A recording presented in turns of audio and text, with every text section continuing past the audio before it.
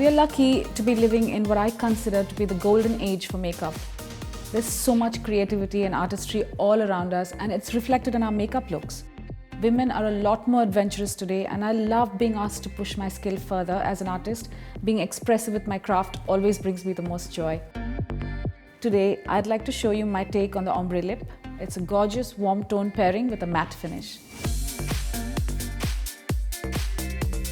I'm going to begin by cleaning up the area around the lips. We need to fix any discoloration and even out the skin tone so it creates the perfect background for the lips to be showcased. Prep the lips by moisturizing with a lip balm. This will remove any dead skin. Now we are ready to create the ombre effect. Using the L'Oreal Lip Liner Couture by Color Riche in the shade Perfect Red, start drawing tiny V shapes in the outer corner of your lips. Using a matching or a brighter red lipstick, smooth over the corners with the lip brush, blending the color towards the center of the mouth. The color should soften as you work it inwards.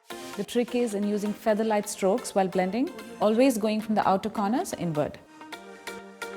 Use a bright orange lip pencil, shape the rest of the lips, and blend in the area where the red meets the orange to create a smooth graduation of color, just as you would in eye makeup.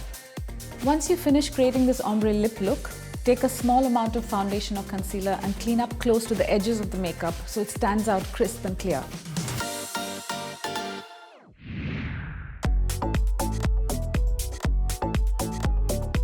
Prep your lips to begin. Using a deep plum or purple pencil, outline the entire shape of the lips. Using a brush, blend the color in, moving towards the lip center. Using a matte lipstick in a deep plum or purple color, blend over the penciled area to saturate the lip color further. Then, along the entire lip center, use a pink or magenta shade.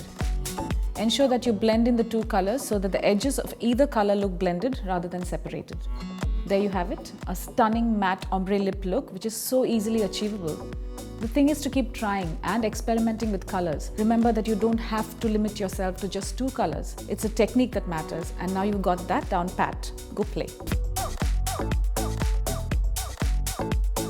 I hope this video was helpful. Please let me know in the comments below if you have any questions, and I will try and answer as many as I can. Thanks for watching, and until the next time, stay tuned, stay glamorous.